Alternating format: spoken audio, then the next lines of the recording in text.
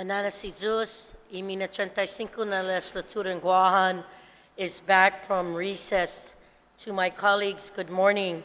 Last night when we left off, bill number 13-35 COR was put down to the third reading voting file. And before we go on to the next bill,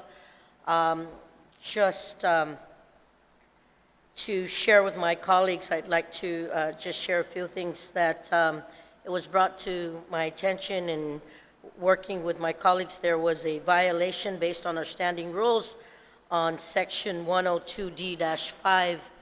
And again, I want to extend my apologies to the legislative secretary for the disruption yesterday and do that public apology and remind my colleagues to please adhere to the standing rules and just work closely with our colleagues on the floor. So with that being said, thank you for that.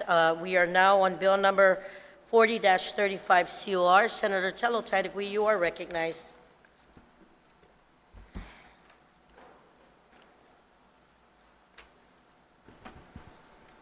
Thank you, and good morning to my colleagues.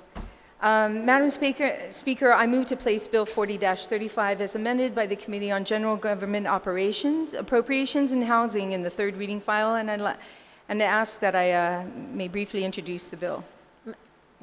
Madam Senator, can you please read the title of the bill? Sure. For the record. And the title of the bill is Bill 40-35 COR, as amended by the Committee on General Government Operations, Appropriation, and Housing, an act to amend 3229C7 of Article 2, Chapter 3, Division 1, Title 11, Guam Code Annotated, relative to establishing the Alcohol Beverage Compliance Fees and Fines Fund. Senator Taitagui, please proceed. First, I'd like to thank Senator Joe San Augustine and his office and the Legal Bureau for helping to prepare Bill 40 as amended for this this month's session. Madam Speaker, as I stated during the public hearing on this measure, although a DOA fund account was established by DOA per information my office received from the Director Ed Byrne, his agency as well as the Department of Revenue and Taxation and my office have yet to find the public law establishing the Alcoholic Beverage Compliance Fees and Fines Fund. The fees and fines continue to be collected through the Alcohol Service/Seller Training Program and from monies collected from the non-reoccurring fee and/or the expedited processing fee for special display and tasting/sampling events, and per information provided by BBMR Physical Note, these funds are being deposited into a different special revenue fund account under the Safe Streets Fund. Per information provided by BBMR, $115,825 and $61,165 were collected in FY16 and FY 2017, respectively, to help promote the compliance enforcement of liquor laws.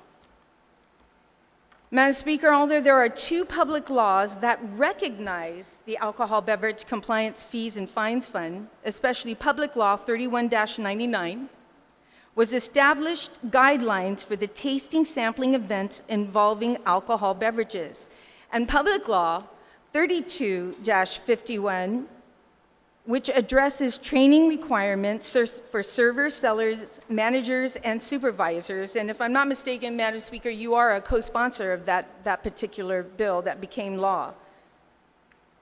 But neither of those bills established the fund. So, Madam Speaker, simply put, Bill 40 seeks to formally create the Alcoholic Compliance Fees and Fines Fund into law. An act that was intended but was not completed, unfortunately, in the legislative process, further ensuring that the funds are not commingled with other funds and that they are used for purpose authorized by law. And once again, just a little bit more of a history on this. I'm sure we're all aware, and we've been to events where there have been wine tasting and spirits tasting events. And in the past, these were not actually provided a license to do so. So in the 31st Guam Legislature, former Senator Dennis Rodriguez passed this legislation that became Public Law 31-199. And it allowed for the board to create rules and regulations and guidelines into events such as this. And at the same time, he wanted to ensure that these license fees would put it into an account to promote the awareness of be responsible drinking, put out literature and information. And if you notice on the bill, Bill 40-35 that was introduced, there's a section there that says exactly what these programs are for. To promote compliance with liquor laws, business development, and improvement of interagencies and inter-office functions. Such programs may include, but are not limited to, enforcement, public service announcements, promoting reasonable drinking and driving practices, youth programs, education, and alcohol beverage control board and administrative meetings. So the intention was very good, and a bill that passed unanimously. And then later on in the 32nd Guam Legislature, the good senator went even further and created, through the board as well, rules and regulations to establish fees as well as classes. So these classes are to train individuals who are servers in our community, who work in stores that all deal with alcohol. And again, in Bill Public Law 32 in the 32-51, this also recognizes the fund again, the account. But like I said, Madam Speaker, it was never created correctly by law. So it's very simple. This bill just creates the fund so that these funds can go where it's intended to be in the first place, and to provide awareness programs throughout our community about responsible drinking and educational purposes with respect to that. Thank you, Madam Speaker, for the opportunity. You're very welcome, Senator Taitagui. Senator Therese Point of Terlahi. order, Madam Speaker. State the violation. Yes, Rule 6.04D3 says that all bills reported and shall be considered by the legislature in a committee of the whole this bill has been treated by the Committee on Rules and by the OFB as an appropriations bill. So I would ask that we conform with the rules, that we proceed as committee of the whole. In addition, the Department of Revenue and Taxation at the public hearing said that they were not sure whether the Department of Administration would be able to do what we purport to do by this bill. So I would like their input because they were not at the public hearing, Madam Speaker. Senator Therese, I'm going to go ahead and yield right now to the Oversight Chair on Operations. As the law already exists for both, I will, one moment, Madam please. Speaker, point of will order. yield. It's I know there's a violation. You're saying that there was a violation in reference to the committee of a whole. They're not changing any of the fee structures. Right, but we're They're not having a debating separate that. account. It was already treated by the Committee on Rules as an appropriation bill. That's why it was sent to the Appropriations Committee. It was not sent to the Committee on Department of Revenue and Taxation. It's been treated. OFB has, in their letters to us, said, in the committee report, said that we are examining all appropriations bill, and in accordance with that, this is our response. I will go ahead and take a moment's recess.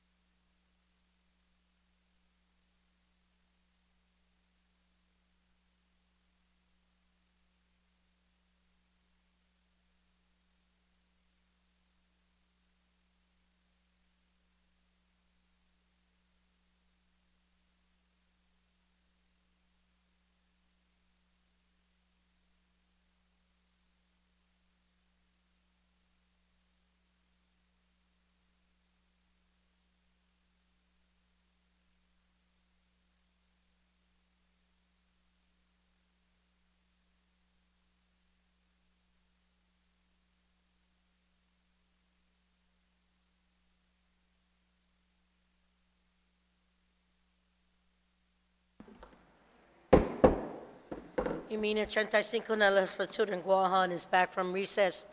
After conferring with legal, I'm going to yield right now at this time to Senator Joseph Augustine, who's the Oversight Chair of Appropriations. As Committee on Rules had referred this bill to the Oversight, I will give you the opportunity right now to state its referral, and then give you that opportunity, Senator San Augustine, at this time. Madam Speaker, I was going to stand in support of the bill to start, but I will comment in referring to the referral. Now, the referral, the OFB identified that it's a new and existing. If all my colleagues will look at the committee report, it identifies that it's the bill is to fund a new program or existing program. My colleagues needs to understand what the author of the bill stated. The bill is already law to establish the account. All we're doing is making sure that DOE performs that act. Put the money in that account. That's what this bill does. It ensures it. And I need to advise my colleagues, I was at Revenue and Tax. I was the one that was pursuing this fund.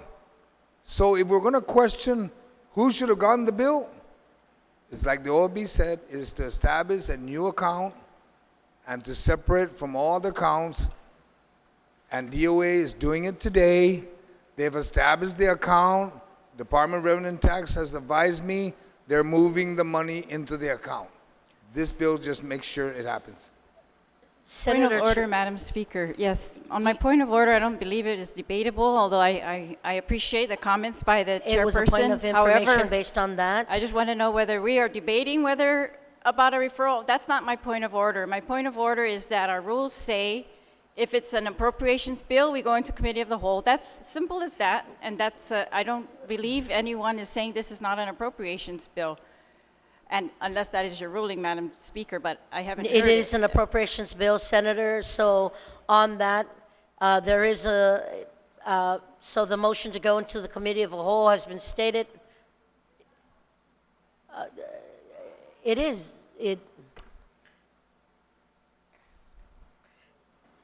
A motion needs. The rule says that the bills reported containing an appropriation shall be considered by the legislature in a committee of the whole. It's not by motion, Madam Speaker, it's automatic.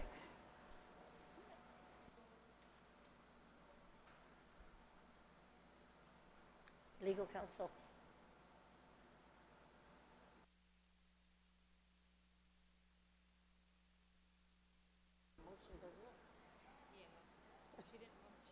No?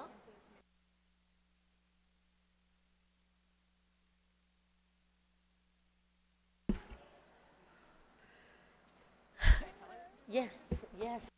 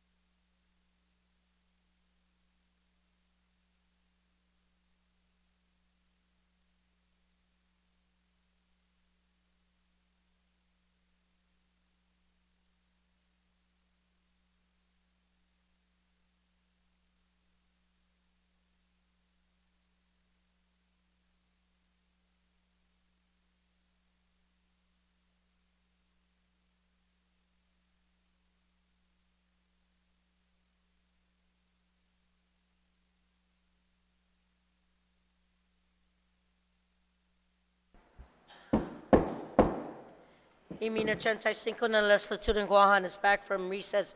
Ladies and gentlemen, to my colleagues, there was a point of order that was brought up, and based on 1.02D7A on points of order, it is the raising of the point of order where a is decided by the presiding officer without debate unless it is doubtful in case of questions to the body for advice and consent. I want to share that that point of order is addressed at this time, and going into the committee of the whole, which is section 6.04D3, that allows us, because it says shall, that is in order unless there is a waiver by this body of 8. And that is my decision on the floor right now, that the violation of the point of order has been raised. It is clear, but also on the committee of the whole, based on the provisions, and unless the body wishes to waive the committee of the whole, I will ask for the 8 votes at this time. No motion to resolve, because it's a requirement based on the senator from Jotnia's request on the point of order as it was raised through that. It is in order, and based on 6.04D3, the committee of the whole, to resolve into the committee of the whole is in order unless it is waived by the membership here. So I will ask for Senator Tello Taitagui, you are recognized. Thank you, Madam Speaker. And Madam Speaker, I make a motion to waive based on the point of order. To waive the committee of the whole. Waive the committee on the whole based on the point of order that was brought up earlier by the good senator from Jonia. On that motion, are there any objections? There is an objection. All those in favor to waive the committee of the whole signify by raising your hand.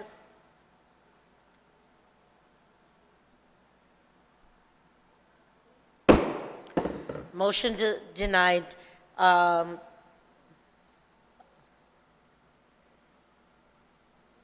We will take a moment's recess to ask the oversight chair on operations to call in the necessary agency.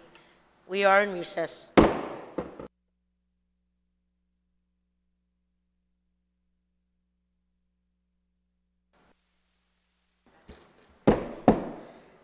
Y mina 35 na legislature in Guam is back from recess.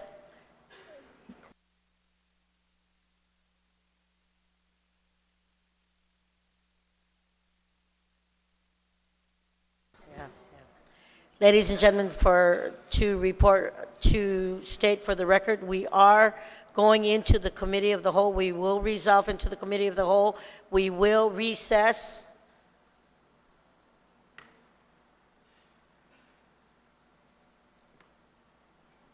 (1 o'clock this afternoon. We are in recess till 1 o'clock this afternoon.